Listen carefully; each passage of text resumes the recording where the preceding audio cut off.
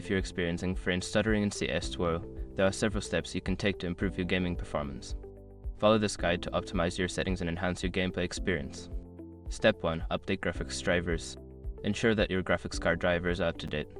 Visit the manufacturer's website NVIDIA, AMD, or Intel and download the latest drivers for your specific graphics card.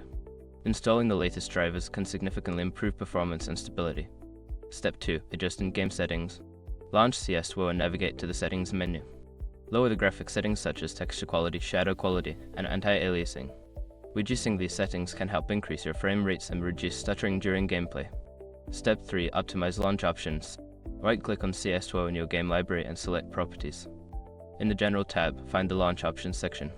You can add specific commands like Navi to skip the intro video or High to prioritize the game's performance. Experiment with other launch options to find what works best for your system. Step 4. Close background applications.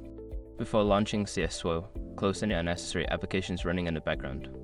Programs like web browsers, streaming services, or other games can consume valuable system resources, leading to frame stuttering.